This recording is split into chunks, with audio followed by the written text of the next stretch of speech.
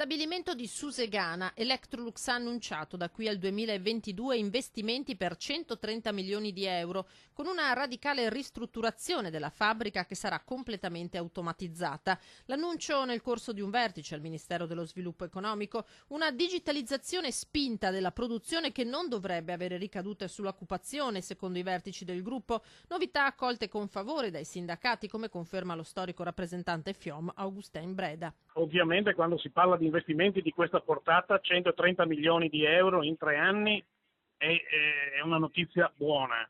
Poi dovremo capirne gli effetti occupazionali, organizzativi, digitali e tutto quello che ne consegue, compreso come questi lavoratori matureranno le competenze per lavorare in una fabbrica così altamente automatizzata, e sarà materia di trattativa e di confronto, di inizio di un confronto dal 26 marzo in poi. Automazione spesso significa riduzione dei posti di lavoro. Il gruppo svedese ha inoltre già fatto sapere di dover recuperare rapidamente gli investimenti fatti. Il punto di domanda rimane.